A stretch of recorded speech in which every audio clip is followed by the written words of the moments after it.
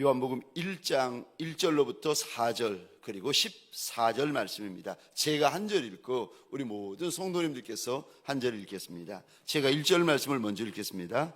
태초에 말씀이 계시니라. 이 말씀이 하나님과 함께 계셨으니 이 말씀은 곧 하나님이시니라. 그가 태초에 하나님과 함께 계셨고 만물이 그로 말미암아 지은 바 되었으니 지은 것이 하나도 그가 없이 된 것이 없느니라. 그 안에 생명이 있었으니 이 생명은 사람들의 빛이라. 14절 함께 읽겠습니다. 말씀이 육신이 되어 우리 가운데 거하심에 우리가 그의 영광을 보니 아버지의 독생자의 영광이요 은혜와 진리가 충만하더라. 아멘. 누가 제자입니까? 그 네 번째 말씀입니다.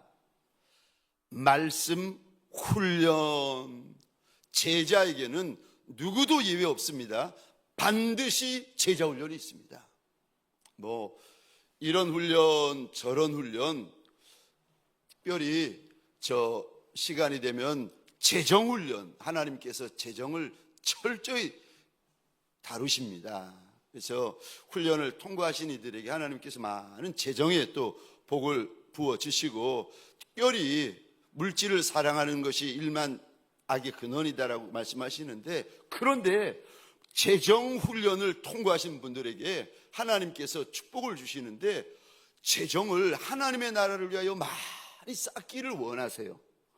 자신을 위하여, 자녀를 위하여 쌓는 것이 아니라 주를 위하여서, 주의 나라를 위하여 많이 쌓기를 원하시는데, 이런 은혜, 이런 복을 누구에게 주시는가? 재정 훈련을 통과한 이들.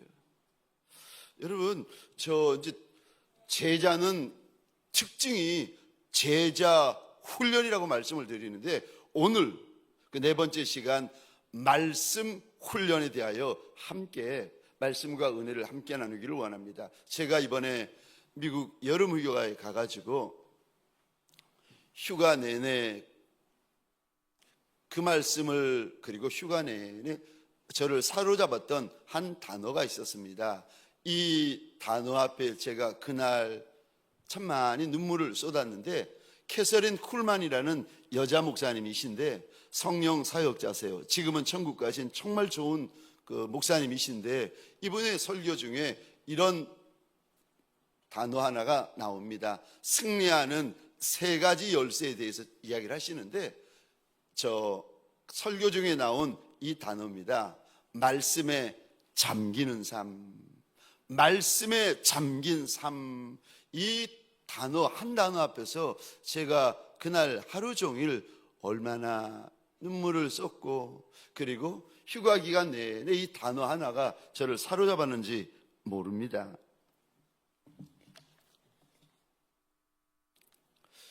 우리가 예수를 믿는데,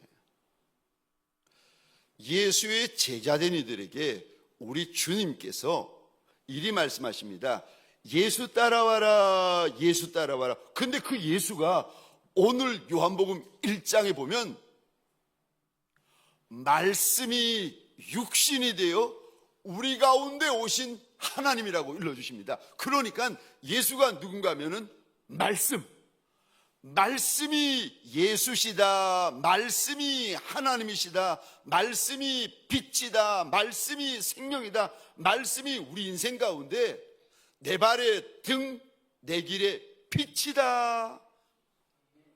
우리 주님께서 제자들에게 3년 내내 무슨 훈련을 시키시는가 하면은 말씀으로 눈을 채우시고, 말씀으로 귀를 채우시고, 말씀으로 제자들의 마음을 채워주세요. 우리는 이렇게 말하지 않습니까? 사람은 밥심으로 산다. 맞죠? 제자는 말씀으로 삽니다. 우리가 저 시편 1편에 보면 우리 하나님께서 이렇게 말씀하십니다. 말씀이 있는 인생을 가리켜서 복 있는 인생이라고 말씀하세요. 근데 말씀이 하나님의 백성이면서도 말씀이 없는 인생은 복 없는 인생이라고 말씀하시면서, 말씀이 없는 인생은 그 특징이 있는데, 악인의 꾀를 쫓고 죄인의 자리에 길에 서고 오만한 자리에 자리에 앉게 되어서 결국 그 인생이 바람에 나는 겨와 같고 결국은 심판에 이르게 된다. 시편 1편을 불신자가 보겠습니까? 시편 1편을 세상의 왕들이 보겠습니까? 아니요. 시편 1편을 그리스도인들이 읽고 보고 듣고 하지 않겠습니까?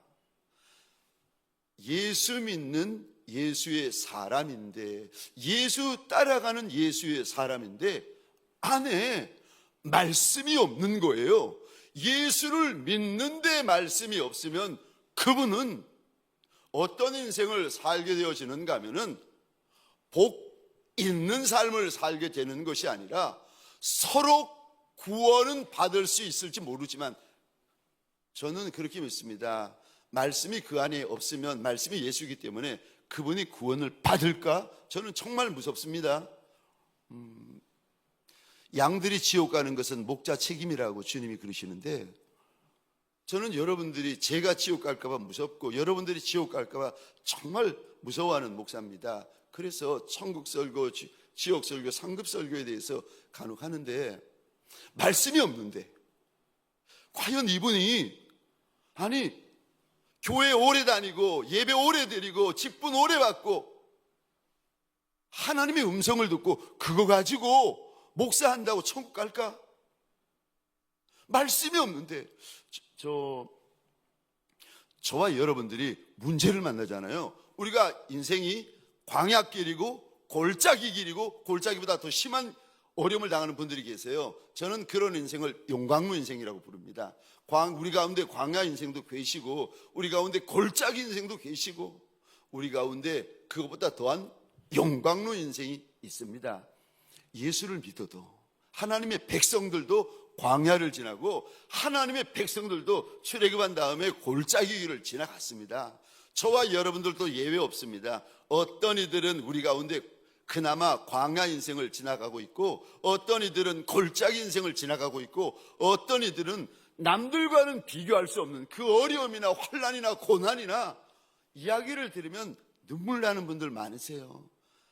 용광로 인생이시구나. 근데 인생을 이렇게 지나갈 때 우리가 이제 문제를 만납니다. 문제를 풀 때, 지금부터 문제입니다. 문제를 푸는데, 예수를 믿는데 하나님의 백성인데 내가 만난 문제를 이런 방식으로 푸는 분들이 계세요. 애굽의 방법으로, 애굽의 경험으로, 애굽의 지식으로, 애굽의 논리로, 애굽의 상식으로 문제를 푸는 거예요. 그러니까 내가 이제까지 세상에서 배웠고 부모에게 배웠고 세상 신에게 배웠던 세상 방법으로 내 문제를 푸는 거예요. 내 가정의 문제를 풀고, 내 사업의 문제를 풀고, 내 자녀의 문제를 풀고, 내 남편의 문제를 풀고, 내 아내의 문제를 풀고, 내가 이제까지 듣고 보고 배웠던 방법으로 풀어요. 430년 동안 이스라엘 백성들이 애굽에서 살다 보니까 먹는 거, 마시는 거, 입는 거, 사는 거, 말하는 거, 제사 드리는 거, 예물 드리는 거, 이 모든 것들이 애굽의 것으로 젖어 있는 거예요. 그러다 보니까 하나님께서 이스라엘 백성들을 데리고 오시자마자 시내산 밑에서 1년을 머무시면서 제사가 뭔지에 대해서 말씀해 주시고, 거룩이 뭔지에 대해서 말씀해 주시고, 성막부터 짓게 하지 않습니까? 저와 여러분들, 우리는 광야 인생이든 골짜기 인생이든 용광로 인생이든 예수를 믿어도 인생길이 광야길이고 골짜기 길이고 용광로 인생입니다. 어쩔 수 없습니다. 이 땅에 사는 동안에는 어쩔 수 없습니다. 예수 믿어도 환난이 있고 예수 믿어도 고난이 있습니다. 근데 그래서 문제를 만날 때 저와 여러분 잘 들으셔야 되는데, 애굽의 방법, 애굽의 습관, 애굽의 경험, 애굽의 논리, 애굽의 지식, 애굽의 상식으로 문제를 푸는 분들이 계세요. 그래서 문제가 풀릴 수는 있습니다. 그런데 문제를 만났을 때 예수의 제자들은 그러시면 안 돼요. 세상 방법을 끌고 와가지고 가정에 끌고 오고 교회에 끌고 오고 사업에 끌고 와가지고 나라에 끌고 와가지고 세상 방법으로 푸시면 안 됩니다. 그거 하나님의 도우심으로 문제가 풀리는 게 아니라 세상 신의 도움으로 문제가 풀리는 거예요. 인간적인 방법, 육신적인 방법, 세상적인 방법으로 문제를 풀어가고 계시는 거예요. 예수의 사람인데, 예수의 제자인데 여전히 애굽 왕 바로의 방법으로 문제를 풀어가세요. 그러시면 안 됩니다. 예수의 방법을 따르셔야 됩니다. 하나님의 방법을 따르셔야 돼요. 예수의 방법이 뭔지 아십니까? 문제는 우리가 다 달라요. 근데 참 신기하죠. 우리 주님께서 처음에 사단에게 시험을 받습니다. 3가지 다른 시험을 받아요. 그런데 그 다른 시험을 무엇으로 해결하고 무엇으로 이기시는지 아십니까? 말씀. 문제는 다 달라요. 사람은 다 달라요. 직업은 다 달라요. 배움도 다 다르고 물질도 다 다르고 경험도 다 다르고 지식도 다 달라요. 근데 예수의 사람들, 특별히 예수를 믿고 예수를 사랑하고 예수를 따라가는 예수의 제자된 이들은 문제를 만났을 때 여러분 꼭 기억하셔야 됩니다. 예수의 방법대로 문제를 푸셔야 돼요. 아파도 슬퍼도 불안해도 무서워도 두려워도 앞이 안 보여도 예수의 방법을 따르셔야 돼요. 우리가 문제를 만날 때 예수의 사람이라 하더라도 꼭 보세요. 2가지 방법이 있습니다. 하나는 애굽의 방법. 이거는 우리가 너무 잘 알아요. 너무 익숙해요. 모든 사람들이, 대부분의 사람들이 이 방법을, 하나님의 사람이라도 이 방법을 따릅니다. 왜냐하면 430년 동안 애굽에서 살았기 때문에. 그게 당연해 보이고 그게 상식이고 그게 경험이고 그게 우리 논리예요. 세상 신의 논리. 430년 동안, 수천 년 동안, 수만 년 동안 우리 들어왔잖아요. 부모에게 들었어요. 학교에서 배웠어요. TV에서 들었어요. 잘난 사람, 똑똑한 사람, 유명한 사람 책에 수많이 썼어요. 세상 방법 우리 너무 많이 압니다. 그런데 예수를 믿었더니 어느 날 예수님께서 우리에게 그러시는 거예요. 애굽의 방법, 애굽의 논리, 애굽의 지혜, 애굽의 진리, 애굽의 상식 그 내려놓고 날 따라올 수 있겠냐고. 듣도 보도 못한 말씀이 답이라고 이야기를 하시는데, 내가 말씀이다, 말씀이 떡이다, 말씀이 빛이다, 말씀이 길이다, 말씀이 답이라고 이야기를 하시는데, 우리는 문제를 만나면 그래서요 주님에게 말씀부터 받으셔야 됩니다.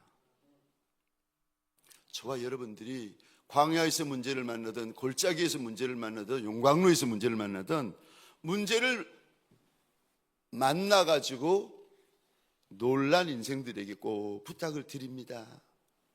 문제는 항상 있어요. 지금 문제 만나가지고 지금 근심하고 계시는 분들에게 제가 예언하는데 천국 가는 그날까지 문제가 또 다른 문제가 또 기다리고 있어요.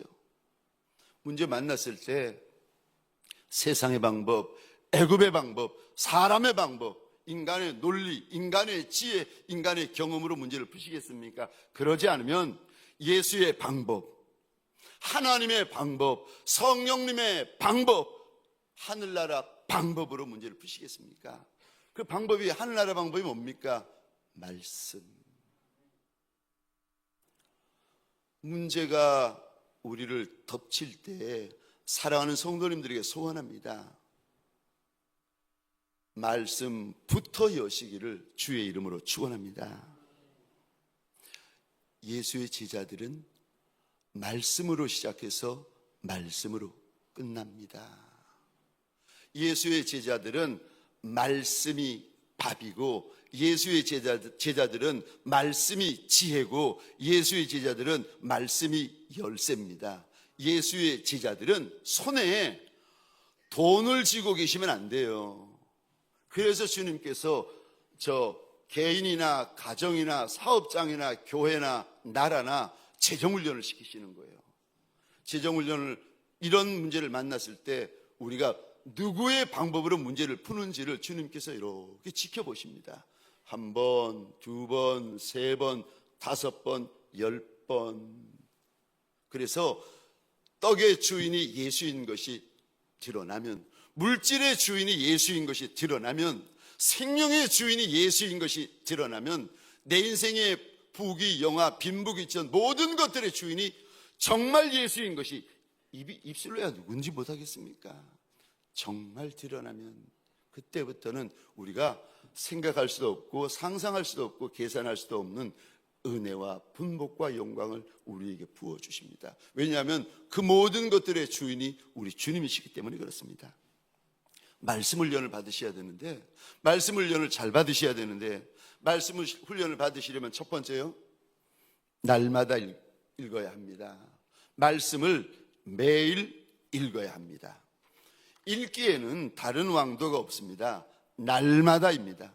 말씀을 여러분 읽으실 때 날마다 읽으시고 매일 읽으셔야 됩니다. 몇 년 전인데 제가 성경을 읽다가 잠언 27장 25절 말씀을 읽고 있었습니다. 이 말씀입니다. 풀을 벤 후에는 새로움이 돋나니 산에서 꼴을 거둘 것이니라. 풀을 베고 나면 그 자리에서 또 다른 새로운 움이 돋는다라는 말씀이에요.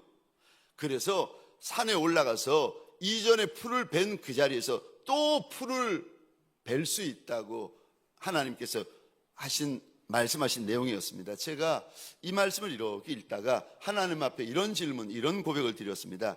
주님, 무슨 말씀을 하시는지는 제가 잘 알겠는데 그럼 산에 올라가면 꼴을 거둔다 하시는데 제가 무슨 산에 올라가야 되겠습니까? 그때 제가 관악산에 일주일에 한 번, 두 번 이렇게 오르고 있었거든요. 하나님, 관악산에 계속 갈까요? 아니면 우리 성도들 일꾼들 보니까 하나님 구름산에 자주 갑디다. 제가 관악산 아니고 구름산으로 갈까요? 제가 이렇게 말씀을 보면서 진지하게 주님에게 묻고 있는데 갑자기 마음에 이런 감동이 들어오는 거예요. 관악산도 아니고 구름산도 아니고 말씀의 산에 올라야 한다. 말씀의 산에 올라야 한다. 그런데 아들아, 날마다 올라가야 한다. 여러분, 매일 말씀의 산에 오르다 보면 우리가 말씀의 산에서 내 육신을 위하여, 내 가정을 위하여, 교회를 위하여, 사업장을 위하여, 자녀를 위하여, 남편과 아내를 위하여 우리가 이런 약초를 발견하게 되고 저런 약초를 발견하게 되고 이런 듣도 보도 못한 귀한 산삼 같은 것들을 발견하고 캐낼 수 있습니다. 제가 보니까 전문 신만이 같은 분들은 아예 깊은 산에 들어가서 몇 날 며칠이고 그 산에 머물고 살면서 진귀한 약초나 진귀한 산삼을 캐러 다닙니다. 어쩌다가 한 번씩 산에 올라가시면 약초가 눈에 들어오겠습니까? 산삼이 어떻게 생겼는지도 모르는데 아니 산삼이 눈에 들어오겠습니까? 이런 분들은 눈앞에 약초가 있고 눈앞에 산삼이 있어도 못 봅니다. 못 찾아냅니다. 그러니까 말씀은 여러분들이 예수의 제자가 맞고 내가 말씀의 훈련을 제대로 받기를 원합니다. 소원하시는 분이 있다면 부탁을 드립니다. 말씀을 매일 읽으셔야 됩니다. 날마다 읽으셔야 됩니다. 광야 인생이든 골짜기 인생이든 용광로 인생이든 매일 말씀을 저와 여러분들이 읽고 대할 때 내가 만난 광야를 감당해낼 수 있고 내가 만난 골짜기를 감당해낼 수 있고 내가 만난 용광로를 감당해내고 이겨내는 인생이 될 수 있습니다. 문제가 있느냐 없느냐 그게 중요한 게 아니에요. 말씀이 문제를 만난 예수의 사람에게 나한테 주시는 말씀이 있느냐 없느냐 그게 중요한 겁니다. 말씀에 내 생명이 걸린 것처럼 말씀에 내 복과 화가 달려있는 것처럼 사랑하는 성도님들에게 소원합니다. 말씀을 읽을 때 날마다 읽으시기를 주의 이름으로 축원합니다. 날마다 읽을 때 죽을 만큼 눈 빠질 만큼 한번 읽어보십시다. 그리고 나면 내가 광야 인생이고 내가 작고 초라한 골짜기 인생이고 용광로 인생인데 내 인생 가운데 무슨 일이 일어나는지, 말씀이 답이라고 하시고 등이라고 하시고 말씀이 빛이라고 말씀하시는데, 말씀을 날마다 읽을 때에 저와 여러분들의 인생 가운데 무슨 일이 일어나는지 보십시다. 말씀은요, 말씀을 연을 받으시려면 첫 번째로 날마다 읽으라. 두 번째요, 말씀을 연을 받으시려면 두 번째입니다, 목표를 정하셔야 됩니다. 거룩한 일에 목표가 있으셔야 됩니다. 내가 죽어도 이거는 한다라는 선한 목표, 구별된 목표, 하나님 앞에서 거룩한 목표가 있으셔야 됩니다. 시간이 있으면 하고 시간이 없으면 안 하죠. 이런 분들은 진보가 없으세요. 목사님이라도 시간이 있으면 말씀 읽고 시간 없으면 말씀 안 읽는 분들은, 사역자라도 이런 분들에게는 이게 없어요. 영적인 진보가 없어요. 그런 분들에게는 열매가 없습니다. 그래서 바울은 믿음의 아들 디모데에게 이렇게 당부합니다. 디모데야, 너 전심전력해라.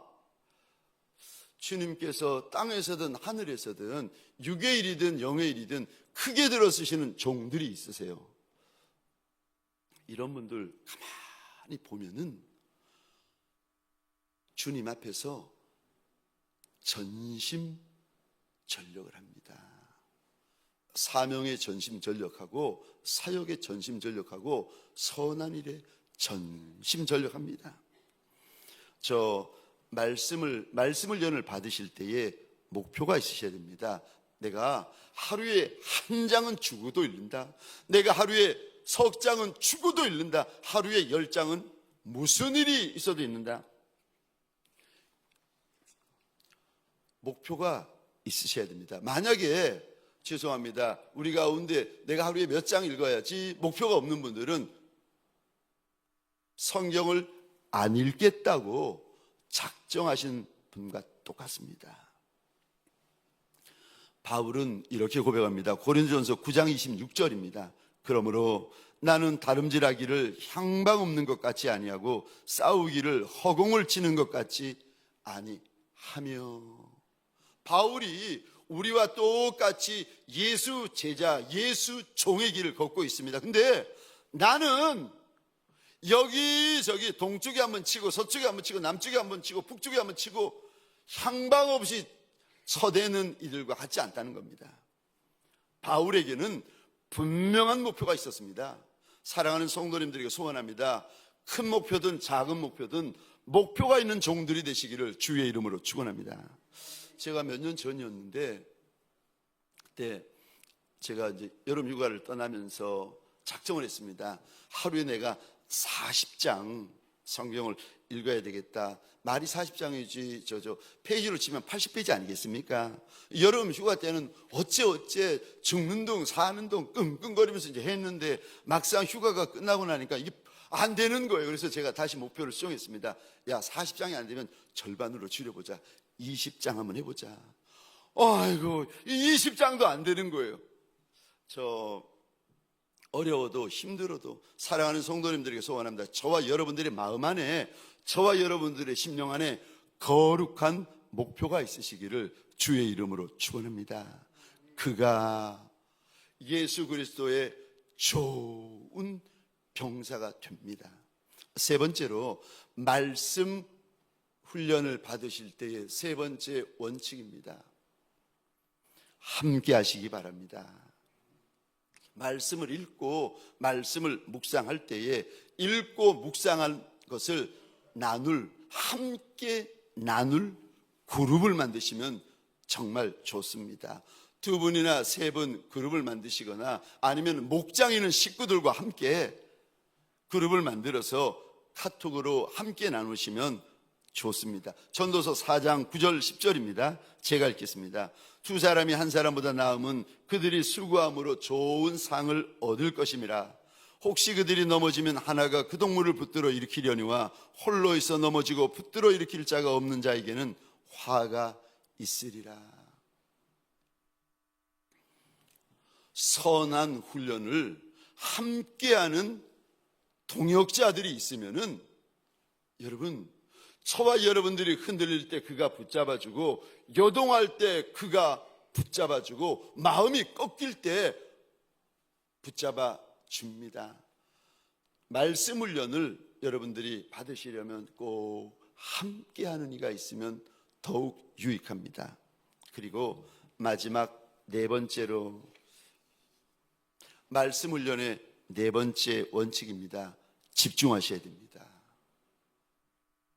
성경을 읽을 때 가능하시면 집중해서 읽으시기 바랍니다. 그러면 여러분, 내가 생각하고 상상하지 못할 은혜가 있어요. 말씀을 읽다가 웃어보셨습니까? 주님, 너무 재밌어요. 이 사람 한번 보세요. 이놈 이거 말하는 거 한번 보세요. 여러분, 말씀 읽다가 주님 앞에서 막 웃어보셨어요? 말씀 읽다가 주님 앞에서 가슴을 치면서 울어보셨나요? 말씀을 읽는데 주님이 찾아오시더니 그 말씀에 대하여서 해석을 해주신 적이 있나요? 말씀을 읽다가 주님이 찾아오시더니 너한테 그래, 부탁 좀 하자, 기다리셨다는 듯이 5년을 기다리고 10년을 기다리고 그 말씀 그 구절을 읽기에 주님께서 평생을 기다리셨다는 듯이 찾아오셔가지고 그 말씀을 읽고 있는 이 나에게 그 말씀을 가지고 부탁해 주신 적이 있나요? 여러분, 말씀을 읽을 때 집중해서 한번 읽어보십시오. 우리가 생각 못할 많은 은혜와 열매와 감동이 있는데, 디모데전서 4장 13절 15절입니다. 화면을 보시면서 함께 읽겠습니다. 시작. 내가 이를 때까지 이 모든 일에 전심전력하여 너의 성숙함을 모든 사람에게 나타나게 하라. 아멘, 아멘. 읽는 거, 권하는 거, 가르치는 거, 이거 전념하고 15절에 전심전력해라, 전심전력해라. 말씀 읽는 거 취미 아닙니다. 말씀 읽는 거 여러분 취미처럼 하시는 분들 계십니까? 말씀 읽는 것이 저와 여러분들 죽고 사는 것이 달려 있어요.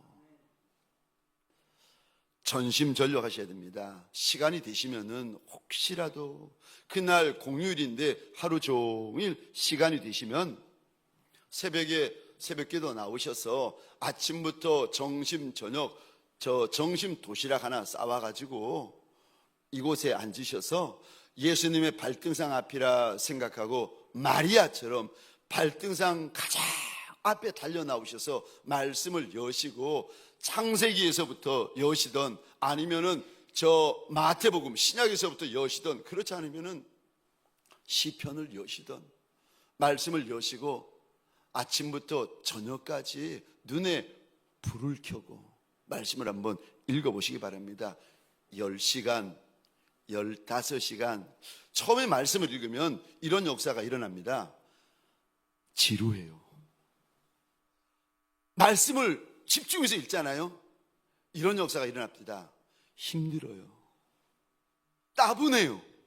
근데 힘든 유괴 단계를 지나고 나면은 그때서부터 말씀이 눈에만 들어오던 단계에서 말씀이 마음에 들어와서 꽂히기 시작합니다. 그러면서 말씀 앞에서 혼자 웃기 시작하고, 말씀 앞에서 혼자 울기 시작하고, 말씀 앞에서 혼자 가슴을 치기 시작하고, 말씀 앞에서 그 말씀에다가 빨간 펜, 노란 펜, 파란 펜으로 동그라미를 그리고 밑줄을 그리고, 이게 말씀을 읽다 보면 말씀이 처음에는 자음과 모음이 되어서 내 눈에 들어옵니다. 근데 어느 순간 말씀이 살아가지고 춤을 추기 시작해요.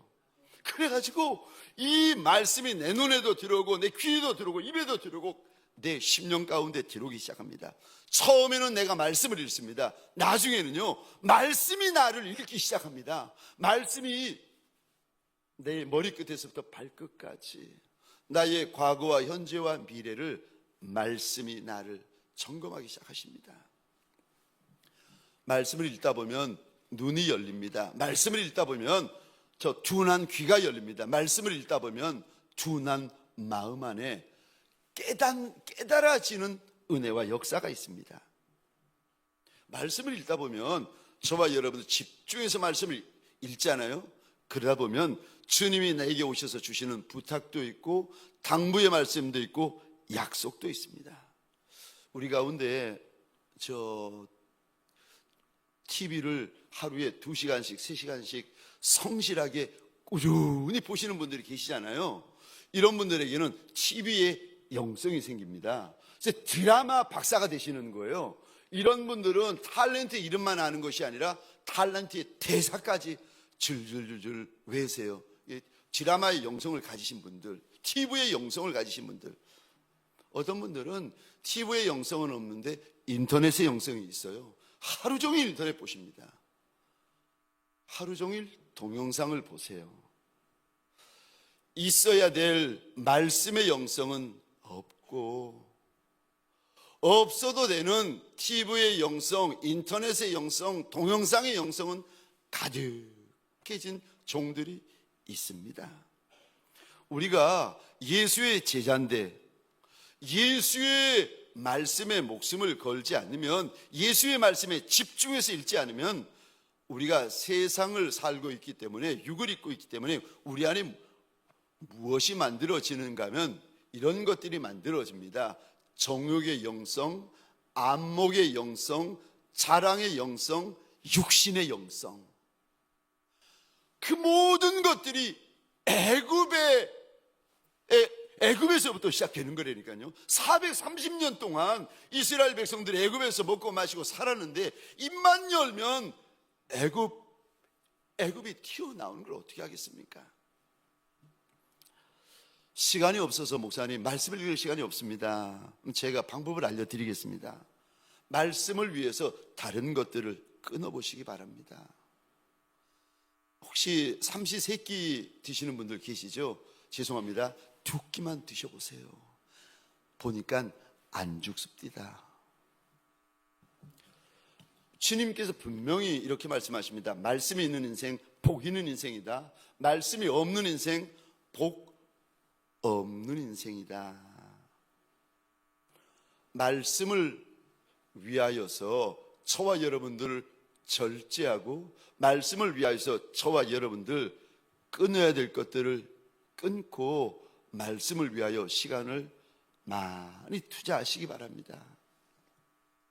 사랑하는 성도님들에게 소원합니다.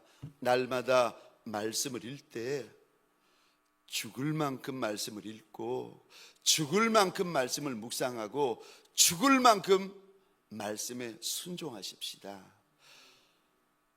하나님께서 말씀으로 가득한 자가 생명으로 가득한 자라고 말씀하십니다. 말씀으로 가득한 자가 영적인 삶을 살게 된다고 말씀을 하십니다.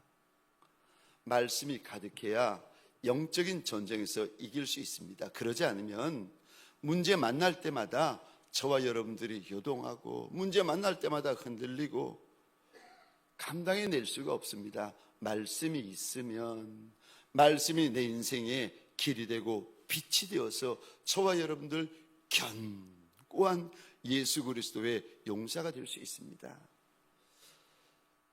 옆에 있는 사람이 나를 찌를 때, 남편이 찌르고 아내가 찌르고 동역자가 찌르고 사람들이 찌를 때 입에서 딴소리 나오는 것이 아니라 입에서 말씀이 나오는 말씀의 종들이 되시기를 주의 이름으로 축원합니다.